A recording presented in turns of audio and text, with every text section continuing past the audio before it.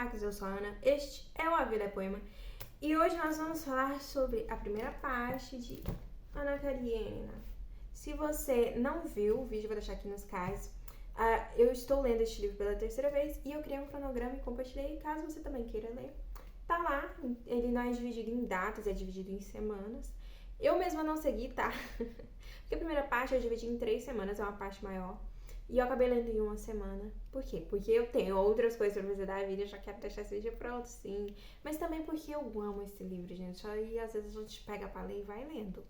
E é isso. Mas, dito isso, eu quero muito elogiar essa edição, porque tá muito bom de ler. É claro, lá no meu vídeo, de início, eu falei sobre essa edição aqui, da Companhia das Letras, que eu acho que talvez ela seja mais fluida de ler. Não usei essas palavras, mas basicamente era isso que eu tava tentando dizer. Mas essa daqui, gente, eu vou falar sobre a equipe rapidamente aqui. A tradução é do Alé Almeida. A revisão é do Alexandre B.A. Siqueira. E a produção editorial é da Carolina Marini Lima e da Maiara Zucchelli. A diagramação da Giovanna Cadotti, diagramação bem tranquila de ler. Eu, gente, tô cada dia mais valorizando as letras que não são minúsculas, então muito obrigada aí. A capa é da Flávia Castanheira, eu amo essa capa. E é isso, falei de todas as pessoas aqui na ficha técnica. Então, assim, parabéns, equipe. Eu estou amando essa edição. E só no nível de comparação, gente, essa primeira parte tem mais de 100 notas de rodapé. E não são notas de rodapé, escolhas da tradução, a gente escolheu isso para aquilo, não. Que eu acho válido, eu gosto. Mas são notas de rodapé que, de fato, vão agregar ao texto. No sentido de, vou dar um exemplo. O Liovin, né? Claro, vai ter spoiler, tá? Tem spoiler, se você tá até agora achando que não vai ter spoiler da primeira parte. Então, assim, se você não quer revelações do enredo, vejo você no próximo vídeo. Mas, voltando ao exemplo, Liovin, ele vai lá pra casa do irmão dele e o irmão dele está tendo uma discussão com um filósofo e aí ele fica pensando, o nosso personagem ali, principal daquela cena, cara, toda hora que eles vão chegar no ponto principal da discussão, eles vão para outras questões que não são importantes. Ele faz uma pergunta, aí na nota de rodapé, a gente descobre que o cara lá, amigo do irmão do Liovin, pensa, nossa, ele usa um termo, e a gente descobre que esse termo é para pessoas que eram operárias, os operários daquela época que trabalhavam com esse tipo de trabalho. Então, assim, primeiro, a gente entende que eles estão desmerecendo o nosso personagem amado e maravilhoso, porque eu amo ele, tá? Mas vamos falar um pouquinho sobre isso daqui a pouco. E mais do que isso, a gente tem a informação de que os filósofos e os estudiosos os que estão discutindo citam são nomes inventados, e não só inventados, mas nomes ridículos. Então, com essas informações, e sabendo também isso que eu já informei, mas todo mundo sabe, que o Liovin é uma figura do Tolstói, é ali como que do autor naquela história, a gente entende que ele não tá só entediado ali naquela conversa ou discordando, ele está fazendo uma sátira, está ridicularizando todo esse sistema de intelectuais daquela época, porque eles estavam discutindo questões irrelevantes, né? Eles não vão aos pontos principais, aos pontos que de fato teriam interesse ali de se discutir, e citando ali nomes ridículos. Ou seja, basicamente eu acho que é Tolstói chamando a galera intelectual de ridícula. Acho ótimo, mas eu não saberia disso se não tivesse essa nota de rodapé. Então é isso, essa edição é maravilhosa. Vamos para meus comentários. Eu não lembrava, gente, de muita coisa. Da maioria das coisas, ouso dizer, e só tem um ano que eu li pela segunda vez. Então, assim, sempre bom reler.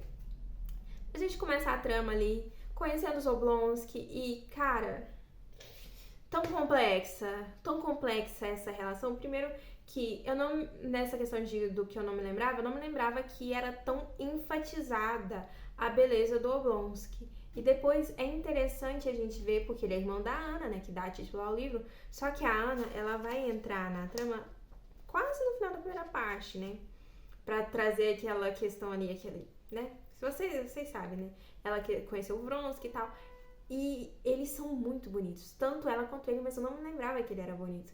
Talvez porque eu fico com aquela imagem dos atores e tal, e às vezes o Blonsky, na minha cabeça, ele é um pouco ridículo. Porque eu acho ele ridículo.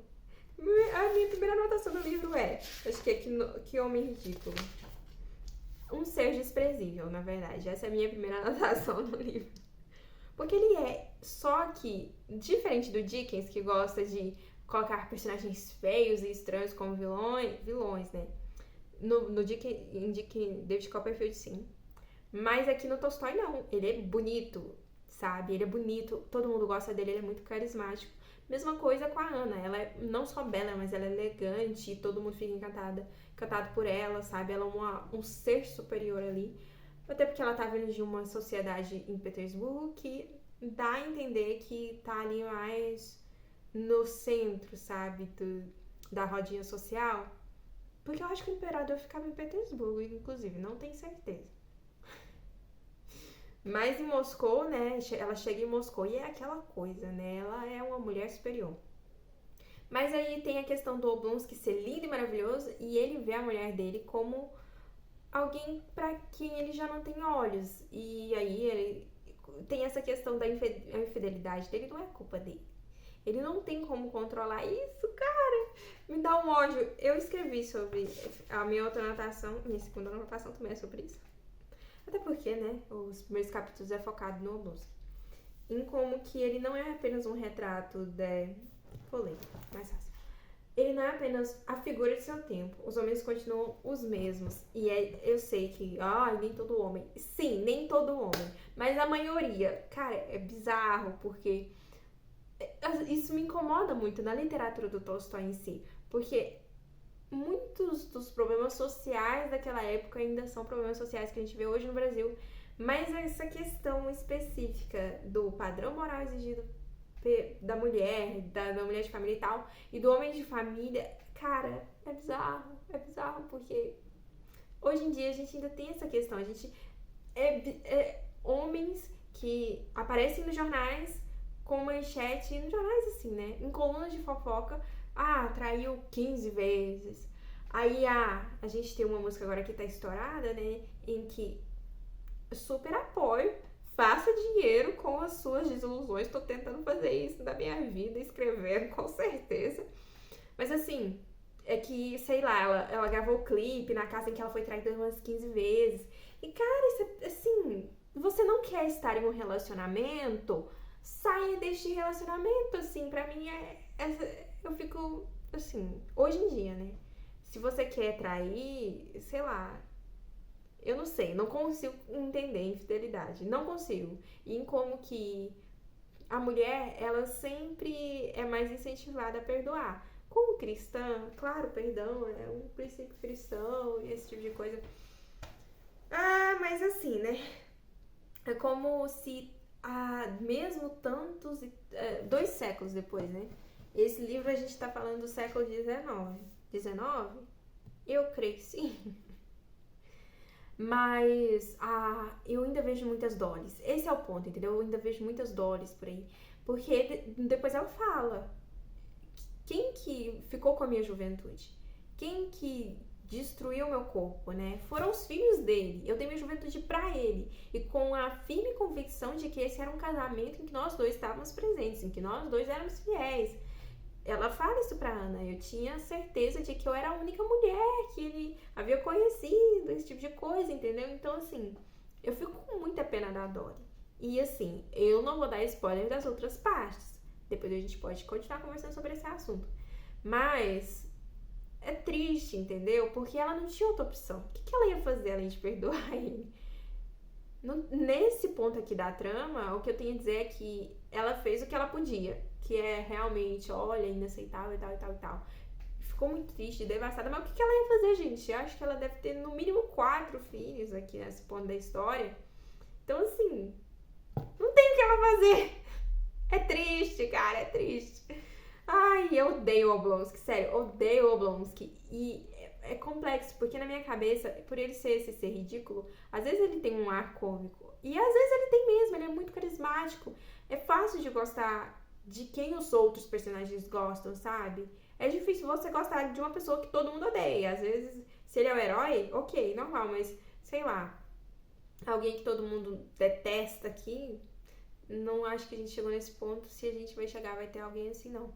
Mas o Cariene aqui, o marido da Ana, ele foi descrito, assim, o contato que a gente tem aqui é da visão da Ana e da visão do Vronsky. Então, assim, ele é um ser desgostável, entendeu? A gente não gosta dele. Ele é uma pessoa que é descrita como alguém que se acha superior e ele sempre conversa com a Ana em um tom irônico, como se, sabe, não houvesse sinceridade nele. E eles falam bastante isso. É muito citado. Tolstói que deixa claro que existe um layer, uma camada de falsidade nesse casamento da Ana com Alexei Karienin, tá? Vou chamar ele de Karienin, que é melhor, mais fácil.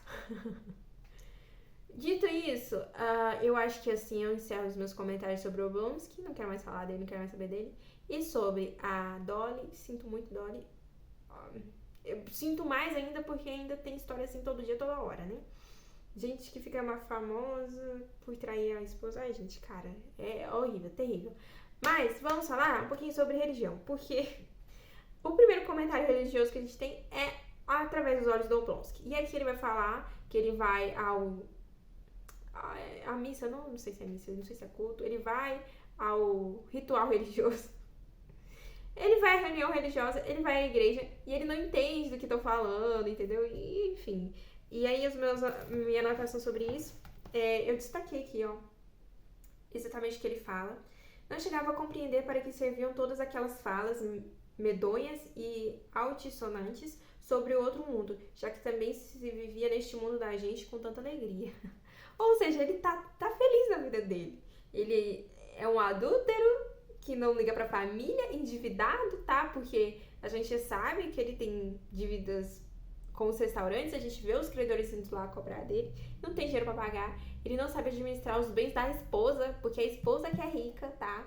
A gente tem essa visão bem clara. E eu não sei se ele era rico antes ou não, o que ele fez com o dinheiro dele, mas aqui tem uma questão sobre uma propriedade da esposa que precisa ser resolvida. Então, assim, endividado, e aí ele acha a vida muito boa. Por quê? Porque ele vê as mulheres como...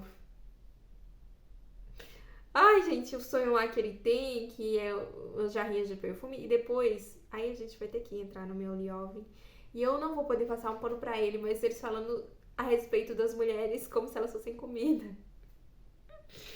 Ai, senhor! E nesse ponto, tudo bem, Liovin.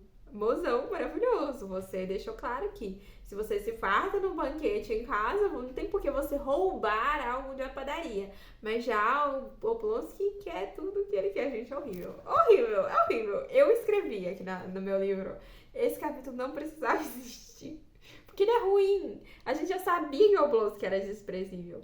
Só que aí a gente também fica um pouco de desprezo com o Liovin. E eu amo ele, eu sei, mas vamos chegar lá. Só aqui a minha anotação a respeito dessa questão da religião, que ele fala, né? Pra que ele vai se preocupar com a vida eterna se a vida dele aqui é tão boa, né? E aí a minha anotação é... Ai, não leve em conta a minha teologia, gente. A minha teologia é minha, eu faço a sua, todos somos teólogos. E é verdade. Ó, a eternidade é o consolo dos perdidos, cansados, doentes que andam em trevas. E eu acho que é muito isso, tá? É uma esperança, né, da vida futura, mas eu compreendo. Ai, gente, aí a gente vai naquela questão bíblica de que é complexo para quem tem tudo, para os ricos entrarem no reino dos céus. Só que as pessoas não lembram que nessa passagem Jesus está falando que é difícil para todo mundo, não é só para os ricos, né? Mas para Deus nada é impossível. É nesse contexto, tá? Que a gente tem essa frase. Ai, mas aí, ó. Eu também não sou trouxa, né? Eu também não tô lendo de olho fechado. A outra anotação é: porém, a religião do medo e da condenação peca com a eternidade com a luz da verdade. Por quê, gente? Eu acho que nessa época aqui... Eu não acho, né? Nessa época aqui a gente tinha uma religião que ela ditava... Eu acho que ela era mais moralista do que salvadora, entende? Ela tava mais pra criar regras e rituais do que, de fato, pra indicar um caminho de iluminação. Mas... é isso, esses são os comentários que eu queria fazer com uma visão cristã desse contexto. Lá é a igreja ortodoxa, eles têm alguns... Enfim, não é a mesma coisa, tá? Então, Então é isso que eu queria dizer sobre religião. Daí a gente vai pro Liovin, né? Creio que sim. Uma citação que eu gosto muito antes de encerrar o Blonsky é que fala que ele escolhe o que ele vai pensar, assim como ele escolhe o chapéu ali durante o dia, ele vai onde o vento tá levando, entendeu? Ele vai pra onde ele acha mais conveniente. Então, assim, é isso. Indo pra Liovin, que a gente também já comenta aqui, Kit Vronsky. Eu só queria falar, gente, sobre uma frase muito famosa, que é... Vou ler ela inteira e depois eu explico. Isso é o Oblonsky falando pro Liovin, tá? Está desprezando, por exemplo, as atividades laborais socialmente úteis, pois quer que a atividade sempre corresponda ao objetivo, mas isso não é possível. Também quer que as atividades de uma pessoa qualquer sempre tenham um objetivo, que o amor e a vida conjugal sempre sejam o mesmo. Mas isso não é possível. Toda a diversidade, toda a graça, toda a beleza da vida compõe-se de sombra e de luz. Essa frase no final é muito famosa, né? E eu concordo, em certo ponto eu gosto muito dela. Mas eu não me lembrava que quem falava era o Oblonsky, e isso me deixou reflexiva. Mas isso aqui é num contexto em que a gente tá com dois personagens, né? O Liovin e o Oblonsky, eles são muito amigos e tal, mas eles são opostos em todos os sentidos. Enquanto o Oblonsky vê as mulheres como um objeto, como comida que ele pega, que ele quiser. Ai, é terrível. Já o Lievin, ele tem uma idealização da mulher muito complexa. E ele divide as mulheres em duas categorias, né? Aquelas mundanas, que usam maquiagem, que não são para casar. E as outras que são tão elevadas, que quase tem uma auréola, né? E a gente vai entendendo isso porque ele perdeu a mãe muito cedo, teve essa idealização, né, da figura materna. E aí ele conheceu o Chebasky, acho que é. E acabou que ele se apaixonou não por uma ou por outra ali das filhas, mas ele se apaixonou pela família. Ele não tinha família, ele não tinha os pais, não só a mãe, mas o pai também morreu muito cedo. E aí ele queria aquilo, né? Aí ele acha que ele tá apaixonado pela Dolly, que é a mais velha. Cara, se a Dolly tivesse casado com o Lievin, gente, que vida diferente seria aí? Porque o Lievin é firmemente fiel, entendeu? Aqui nas convicções dele. Ele se acha indigno porque ele já teve um passado. Então ele se acha indigno da Kitty num nível que ele some de Moscou. Sem usar nada pra ninguém. E depois ele volta pensando, ninguém é digno dela mesmo, eu posso tentar. Porque ela é tão elevada que ninguém vai conseguir, então vamos tentar. Mas pensa se a Dolly tivesse escolhido ele. E eu acho que o pai das meninas, né, o príncipe, ele queria casar o Lievin com a Dolly. E aí a mãe influenciou para que ela casasse com o Blonsky. E fica muito claro que foi uma decisão terrível. Eles têm discussões a respeito disso, né? E aí depois a irmã do meio e tal, também não deu certo. E aí a Kitty foi que sobrou. E aí é bizarro, porque eu esqueço que ela era uma criança e ele já era um adulto. É bizarro. Ela tá ali ela deve estar com uns 18 anos agora. E ele já tem 30, 34, acho que por aí. Então, assim...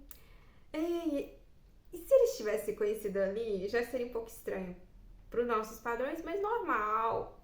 É normal, entendeu? Pra aquela época. Mas ele viu ela criança, então é um pouco complexo.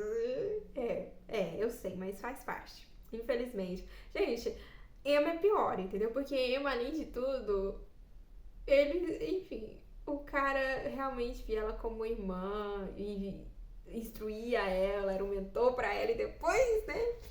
Oxe, tô dando spoiler de outro livro, perdão, gente. Mas eu não vou falar quem, né? Eu não falei quem. Gente... Emma pra mim é o piorzinho da Jane. Mentira, eu acho que a Abadia de Darflanger é pior. Mas voltando aqui. Dito isso, a gente tem que ver com os olhos da época. E pros olhos da época, o príncipe tá certo, gente. Cara, o Vronsky, ele flerta com todo mundo. É o estilo dele de ser. É a diversão dele. Ele não vê mal nenhum nisso. E, de fato, provavelmente em Petersburgo seria mais aceitável. Mas em Moscou, ele tá lidando com uma menina nobre, né? Que tá em época de casar. Então, assim, gente, péssimo. Eu não sei em qual livro, não sei em qual contexto, mas parece que os pais poderiam ir na justiça. Será que isso é na Bíblia? Não lembro, gente. Em algum lugar os pais poderiam falar, olha, ele fez a coisa pra minha filha e não casou com ela. E aí virava treta. Não acredita em mim, não. Pode ser uma fake news isso aqui. Mas em algum lugar eu li isso. Mas aí a gente tem essa questão Kitilov e Vronsky que, né, a gente vê... Ai, gente, é tão complexo, porque eu gosto do personagem do Lyovin. Apesar dele ser muito esse personagem, eu acho que ele é o homem de bem da época, entendeu? Da mesma forma que o Oblonsky é a figura da depravação, ele seria esse homem que tem consciência do seu pecado e da sua inferioridade moral, mas que ele vai ser fiel quando ele casar, entendeu? Ele quer ter essa família idealizada e tal. E, enfim, ele é alguém que tá com contato com os homens do campo, os mujiks, né? Que aí a nota de rodapé me ensinou que era usado de forma pejorativa esse termo, mas né?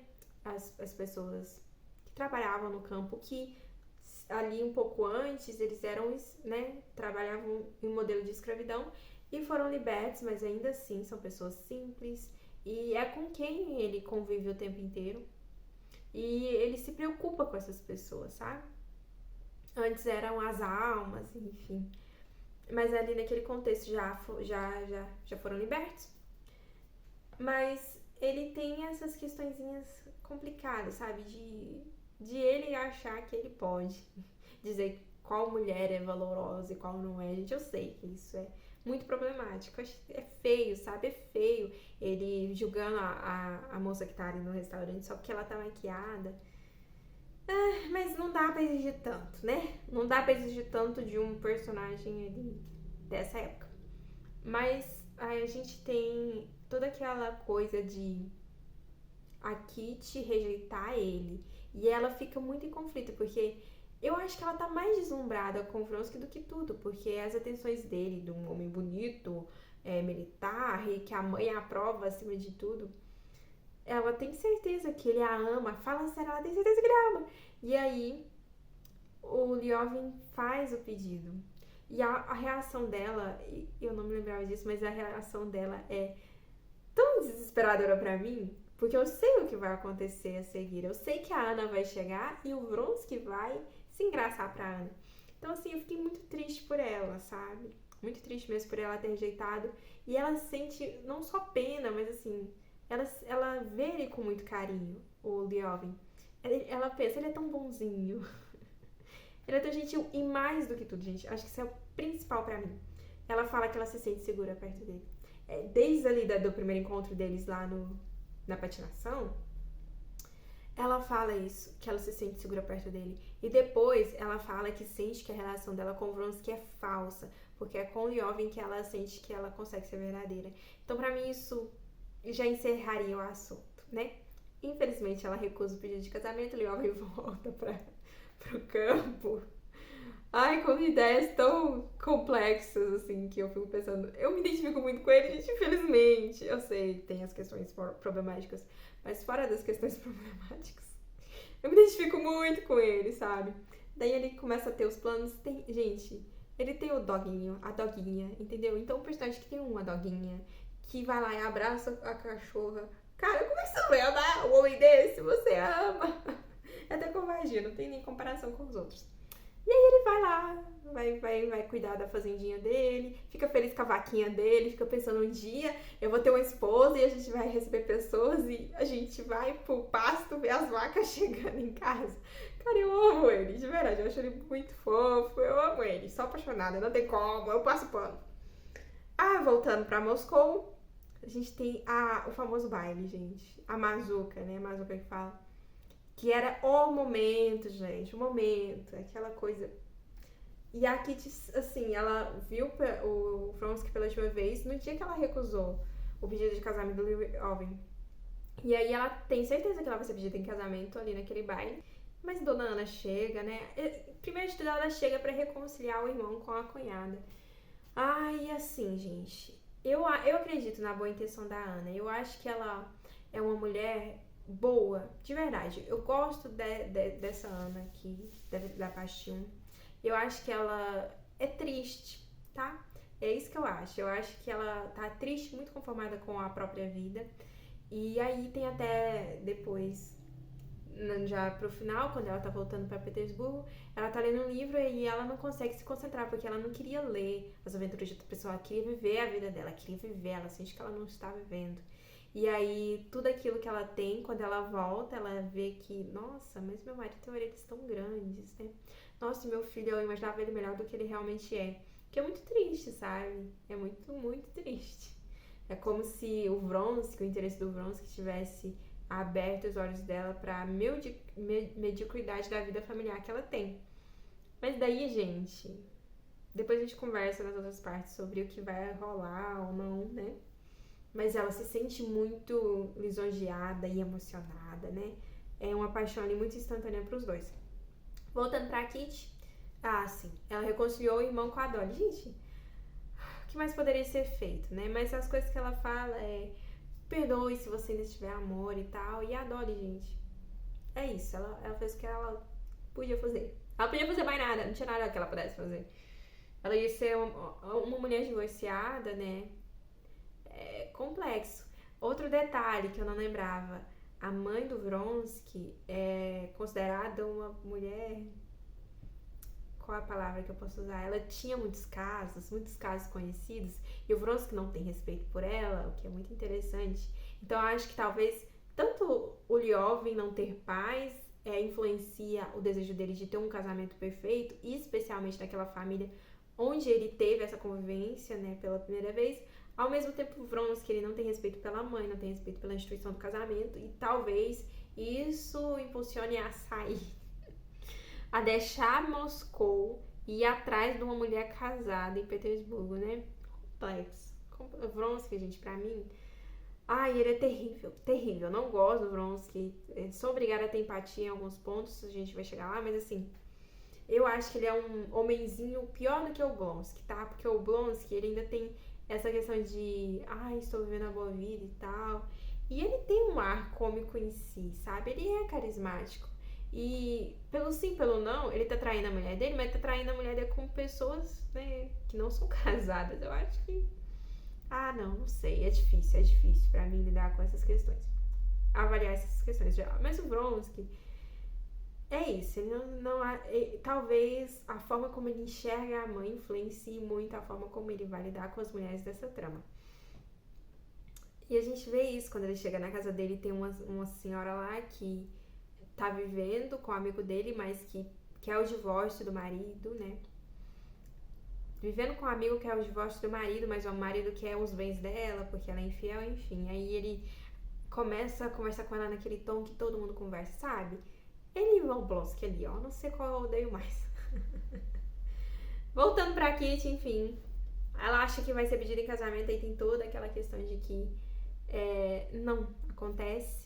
E é terrível ver a realização dela de, poxa vida, a Ana tá muito feliz, com a admiração dos outros, embriagada, assim, inebriada. Meu vídeo tinha travado. Mas inebriada com essa atenção, e ela entende, porque ela é uma moça ali que tá indo bem na sociedade. Aí ela fica pensando, mas a admiração de todo mundo ou a admiração de só um? Se é só um, qual deles? Aí ela percebe que é o Vronsky. Mas é só dela ou ele também? Ele também, cara. E aí ela vai se desfazendo. E ela pensando, eu rejeitei alguém que eu possivelmente amo por esse cara. E aí ela vê a Ana como má. Eu não acho que a Ana é má, gente. Eu só acho que a Ana é infeliz. Infeliz tanto na vida dela, quanto na forma como ela faz escolhas, né? Mas isso a gente vai tratar na segunda parte. Eu acho que era isso que eu tinha pra comentar. Ficou um vídeo grande, caramba, né? Falei pra caramba. E eu gosto desse início de livro. Eu acho que apresenta muito bem todos os personagens principais. Eu acho que fala muito sobre o caráter de todos eles. E é interessante ver como, por exemplo, a mãe da Kitty vê o Lyoven, aí depois o pai da Kitty, e a Kitty, e o Vronsky, e o Oblonsky. A gente tem essa visão geral do personagem pra gente conseguir fazer a nossa. Esse é um exemplo, mas a Ana também. E ao mesmo tempo que ela é aquela mulher bem recebida em Moscou, admirada, que veste preto, meu Deus, ela está de veludo preto com rendas e o vestido não é o principal, o vestido é só uma moldura para beleza que é o corpo dela, o rosto dela, os cachos naturais dela. Ela é uma mulher muito linda, mas ao mesmo tempo aquele tom irônico com o qual o marido a trata, entende? Eu acho que todas essas mudanças de ponto de vista é bem legal pra gente ter uma visão mais ampla de cada personagem. Eu amo esse livro, é meu livro favorito. Vocês sabem, né? Tá competindo com Os Miseráveis, tá competindo. Não, gente, eu acho que Os Miseráveis não ganha. Infelizmente, aquelas digressões me pegam, entendeu? É lindamente escrito, mas Tolstói, ele não precisou de 1000 páginas. Então, acho que sim, vai continuar sendo. E a gente volta aqui daqui 2 ou 3 semanas, não sei, a gente volta para comentar a parte 2 em breve. Se você gostou desse vídeo, curta, compartilhe, deixa um comentário, me conta se você tá lendo, o que você tá achando. E a gente se vê na próxima. É isso, a gente se vê na próxima.